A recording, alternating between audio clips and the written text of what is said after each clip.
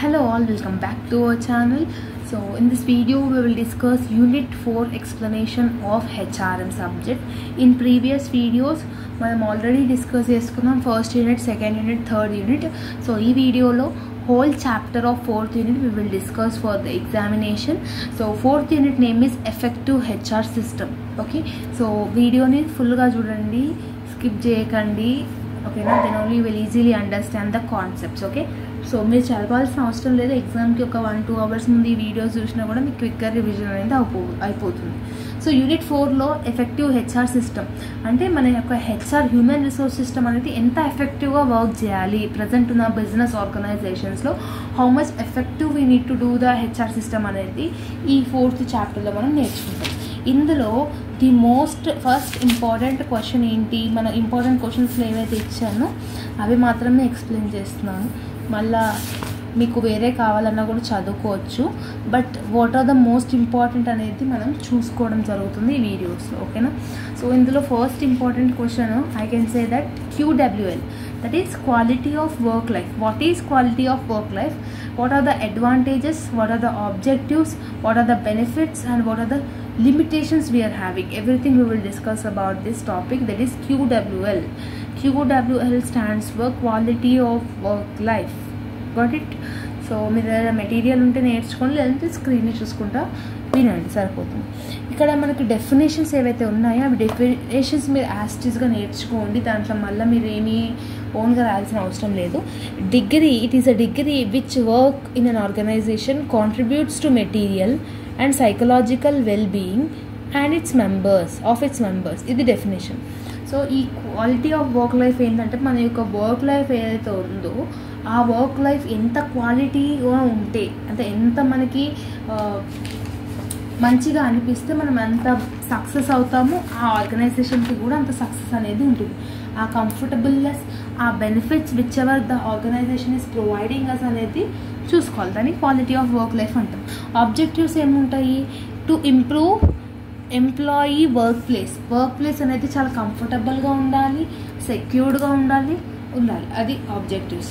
Second one, to promote commitment అనేది ఉండాలి. ఇప్పుడు ఒక ఆర్గనైజేషన్లో మనం జాయిన్ అవుతున్నప్పుడు కమిట్మెంట్తో వర్క్ చేయాలి. ఇప్పుడు నేను డైలీ ఇంత వర్క్ చేస్తాను అన్నప్పుడు నేను ఇంత వర్క్ చేయాలి, whether they are seeing or not, I need to fulfil my responsibilities. Next, to support recruitment of personnel అంటే ఏదైనా ఎవరైనా కొత్త వాళ్ళు జాయిన్ అవుతున్నప్పుడు మనం సపోర్ట్ చేయాలి. టు రిటైన్ ఎగ్జిస్టింగ్ ఎంప్లాయీస్ అంటే ఉన్న వాళ్ళని మెయింటైన్ చేసుకుంటూ ఉండాలి. టు డిక్రీజ్ ఎంప్లాయీ యాబ్సెంటిజం అంటే ఒక ఆర్గనైజేషన్లో ఎంప్లాయీస్ ఊరికే లీవ్స్ తీసుకోకుండా చూసేటట్టుగా చూసుకోవాలి. అది క్వాలిటీ ఆఫ్ వర్క్ లైఫ్ అంటాం. దీని యొక్క మెజర్స్ ఏమేమి ఉంటాయంటే, ఫస్ట్ వన్, జాబ్ ఇన్వాల్వ్మెంట్ ఉంటుంది. జాబ్ ఇన్వాల్వ్మెంట్ ఎంత అయితే క్రిటికల్ రోల్ అనేది ప్లే చేస్తుందంటే ఆ పర్టికులర్ జాబ్ ఎంత క్రూషియల్ అనేది ఒక వన్స్ లైఫ్ అనేది మనకి ఇంపార్టెంట్. ఒక పర్టికులర్ జాబ్లో ఒక 100 మంది దానికోసం దానికోసం కాంపిటీషన్ ఇస్తున్నారు. ఆ కాంపిటీషన్లో మనకు తెలుస్తుంది ఆ పర్టికులర్ జాబ్ వన్స్ లైఫ్లో ఎంత ఇంపార్టెంట్ అనేది, ఒక పర్సన్ లైఫ్లో ఎంత ఇంపార్టెంట్ అనేది తెలుస్తుంది. Next one, job satisfaction. నీ దగ్గర జాబ్ సాటిస్ఫాక్షన్ లేనప్పుడు నీకు ఎంత శాలరీ ఇచ్చినా కూడా వేస్ట్. నీకు సాటిస్ఫాక్షన్ లేనప్పుడు నువ్వు బలవంతంగా చేయాల్సిన పని చేస్తున్నప్పుడు నీకు సాటిస్ఫాక్షన్ ఉండదు. నీకు జాబ్ సాటిస్ఫాక్షన్ ఉండకపోతే నువ్వు ప్రొడక్టివిటీ అనేది అంటే జాబ్కి 100% ఎఫర్ట్స్ అనేది నువ్వు ఇవ్వలేవు. అది important.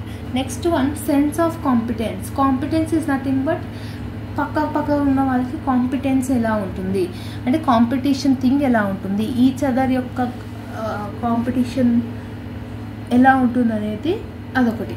Next one, job performance అంటే ఏంటంటే నువ్వు ఎంతవరకు పర్ఫామ్ చేస్తున్నావు నీ యొక్క జాబ్ని. ఓకేనా, సో అల్టిమేట్గా నువ్వు ఎంత ప్రొడక్టివిటీని అనేది ఇంక్రీజ్ చేస్తున్నావు, నీ యొక్క వర్క్ని ఎంత ఇంక్రీజ్ చేస్తున్నావు అనేది important. Next fifth one, productivity is nothing but ఇన్పుట్ని ఇంక్రీజ్ చేయడం. ఓకేనా, నువ్వు ముందుగా 100% నీ వర్క్ని కంప్లీట్ చేస్తుండే, ఇప్పుడు 200 ఎక్స్ట్రా వర్క్ని కూడా నువ్వు కంప్లీట్ చేసేటట్టుగా ఉండాలి, అది ప్రొడక్టివిటీ. ఓకేనా, సో ఇట్లాంటివన్నీ మెజర్స్ ఆఫ్ QWL అని అంటాం. సో ఇది ఇంపార్టెంట్. నెక్స్ట్ టాపిక్ ఏంటి అని అంటే, మీకు కావాలి అని అంటే ఇది కూడా నేర్చుకోండి. What are the benefits of QWL, benefits ఏమేమి ఉంటాయి, and what are the disadvantages of QWL. బెనిఫిట్స్లో జాబ్ రీడిజైన్ ఉంటుంది, కెరియర్ డెవలప్మెంట్ ఉంటుంది, ఇండిపెండెంట్ వర్క్ గ్రూప్స్ ఉంటాయి, జాబ్ సెక్యూరిటీ ఉంటుంది, అడ్మినిస్ట్రేటివ్ జస్టిస్ ఉంటాయి. ఇవన్నీ బెనిఫిట్స్ క్వాలిటీ ఆఫ్ వర్క్ లైఫ్లో. డిసడ్వాంటేజెస్ ఏముంటాయి, ఒక ఎంప్లాయీ ఫ్యూచర్ గోల్స్ని అచీవ్ చేస్తారు. అంటే ప్రతి ఒక్క పర్సన్ ఎంప్లాయీ కమిటెడ్గా ఉండరు. కొంతమంది ఏమనుకుంటారు మనకి ఎందుకులే అనుకుంటారు, కొంతమంది డెడికేటెడ్గా ఉంటారు. So we can't decide it. ఓకేనా. సో అదొక మేజర్ డిసడ్వాంటేజ్. సెకండ్ వన్ ఏంటి, physical and psychological health of employees. So ఇది కూడా ఇంపార్టెంట్. అంటే ఎక్స్పెండిచర్ ఇన్వాల్వ్డ్, ఎక్కువ ఖర్చుతో కూడుకున్నది QWL. And attitude of managers. ఒకవేళ ఒక కంపెనీ, ఒక ఆర్గనైజేషన్లో మేనేజర్స్ మంచిగా లేనప్పుడు ఆ కంపెనీ యొక్క టీం ఏదైతే ఉందో ఆర్గనైజేషన్లో ప్రాఫిటబిలిటీ ఇలా ఉండదు. ఒక మేనేజర్ కరెక్ట్గా వర్క్ చేస్తేనే దానికి ఉన్న సబార్డినేట్స్ కూడా మంచిగా వర్క్ చేస్తారు. ఒక మేనేజరే మంచిగా లేనప్పుడు సబార్డినేట్స్ పనిచేయరు. సో సబార్డినేట్స్ పనిచేయనప్పుడు ఆర్గనైజేషన్కి లాస్ వస్తాయి. సో అట్లా. సో మీరు ఎగ్జామినేషన్లో డయాగ్రామ్ రిప్రజెంటేషన్స్ లాంటివి చేయండి, అది చాలా important. Next important is stress. Define stress, what are the causes and effects of stress. Stress అంటే ఏంటి, స్ట్రెస్ రావడానికి కారణాలు ఏంటి, అండ్ స్ట్రెస్ యొక్క ఎఫెక్ట్స్ ఏంటి. ఒకవేళ ఒక పర్టికులర్ ఎంప్లాయీకి స్ట్రెస్ ఫీలింగ్ వచ్చిందనుకోండి, దానివల్ల సైడ్ ఎఫెక్ట్స్ ఏమేమి ఉంటాయంటే ఇది.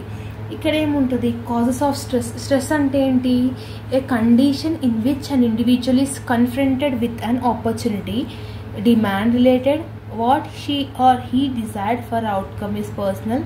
అంటే స్ట్రెస్ అంటే మన కాజ్ నార్మల్గా మనకు తెలిసే ఉంటుంది. దీని యొక్క కాజెస్ ఏముంటాయి అంటే, రావడానికి గల కారణాలు ఏంటి అని అంటే, ఇంటర్పర్సనల్ డిమాండ్స్. అంటే ఒక పర్సన్ రోజుకి ఇంతవరకే చేయగలుగుతాడు, ఒక 10 యూనిట్స్ ఆఫ్ ప్రొడక్షన్ చేయగలుగుతాడు. కానీ తనతోని ఒక 20-30 యూనిట్స్ డైలీ కావాలని బలవంతంగా చేసినప్పుడు ఏమవుతుందంటే ఇంటర్పర్సనల్ డిమాండ్స్ అవుతుంది. సో అట్లా డిమాండ్ ఎక్కువైనప్పుడు మనం ఫోర్స్ఫుల్గా వర్క్ చేసినప్పుడు ఏమవుతుందంటే మనకి స్ట్రెస్ ఫీలింగ్ అనేది వస్తుంది. సో అందుకనే most of the MNC companies ఏం చేస్తారంటే ఎంప్లాయీస్కి స్ట్రెస్ ఉండకుండా ఉండడానికి ఫన్ గేమ్స్ కానివ్వండి, క్యాఫిటేరియా కానివ్వండి, ఇట్లాంటివన్నీ పెడుతుంది. వీక్లీ ట్రిప్స్ చేయడం కానివ్వండి, టీమ్ డిన్నర్స్ కానివ్వండి, ఇట్లాంటివన్నీ ఎందుకు పెడుతుందంటే ఎంప్లాయీస్ స్ట్రెస్ ఫీల్ ఉండకూడదు అని చెప్పేసి. నెక్స్ట్ టాస్క్ డిమాండ్స్ అంటే ఎక్కువ వర్క్ లోడ్ ఇవ్వడం కానివ్వండి, ఈరోజు at any cost you need to do this అని చెప్పడం కానివ్వండి, అట్లాంటివి చేసినప్పుడు కూడా స్ట్రెస్ అనేది వస్తుంది. నెక్స్ట్ ఆర్గనైజేషనల్ స్ట్రక్చర్ అంటే rules and responsibilities of an organisation leads to stress. అవునా. నెక్స్ట్ రోల్ డిమాండ్స్ అంటే role demands is nothing but expectations which are hardly satisfied. అంటే మనం ఏదైతే వర్క్ ఎక్స్పెక్ట్ చేస్తామో, ఇప్పుడు గంట సేపట్లో 10 యూనిట్స్ ఆఫ్ వర్క్కి మనం ప్రొడ్యూస్ చేస్తాం. ఆ గంట సేపట్లో 50 యూనిట్స్ ఆఫ్ వర్క్ ప్రొడ్యూస్ చేయాలి అని ఒక టార్గెట్ ఇచ్చినప్పుడు ఏం చేస్తాం, మనం ఎక్కువ కష్టపడతాం, అంటే మన బాడీకి ఎక్కువ స్ట్రెయిన్ ఇస్తాం. అట్లాంటప్పుడు ఏమవుతుందంటే రోల్ యొక్క డిమాండ్స్ పెరగడం వల్ల స్ట్రెస్ అనేది వస్తుంది.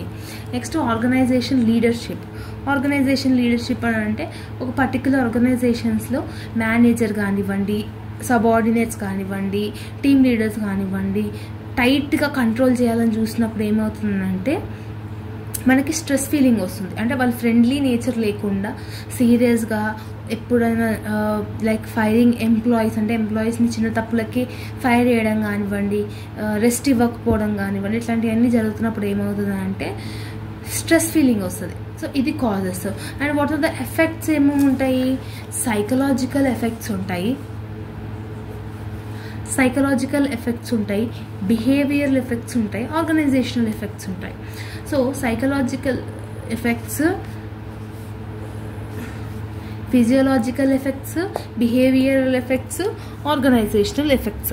అంటే ఒక స్ట్రెస్ వస్తే ఇన్ని డిఫరెంట్ టైప్ ఆఫ్ ఎఫెక్ట్స్ అనేది ఒక బాడీ మీద ఇన్ఫ్లుయెన్స్ అవుతాయి. కాబట్టి ఒక స్ట్రెస్ అనేది ఎంత మేజర్ ఎఫెక్ట్స్ ఇస్తుంది అనేది మీరు డీటెయిల్గా మీరు రాయండి. స్ట్రెస్ మేనేజ్మెంట్ ఒకటి చాలా ఇంపార్టెంట్, అది కూడా చూసుకోండి. అంటే స్ట్రెస్ని మనం ఎలా మేనేజ్ చేసుకోవాలి అనేది కూడా important. That is very much important. Next important topic ఏం నేర్చుకుంటానంటే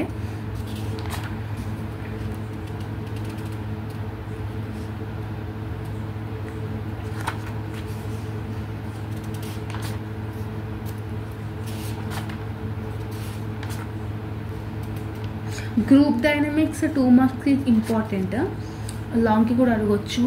అండ్ 4th యూనిట్లో మోస్ట్లీ చాలా లైక్ జనరల్ టాపిక్స్ ఉంటాయి. లైక్ డిసిప్లిన్ అంటే ఏంటి, ఒక ఆర్గనైజేషన్లో డిసిప్లిన్ ఎలా ఉండాలి, కోడ్ ఆఫ్ కండక్ట్ అంటే ఏంటి.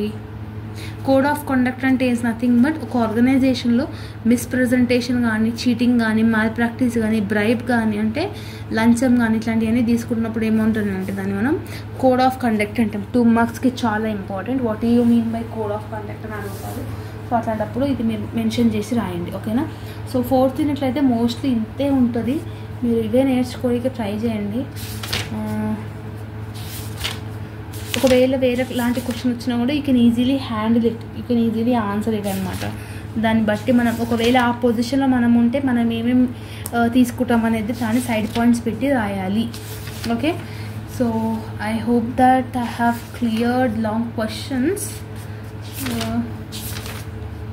Case studies as usual.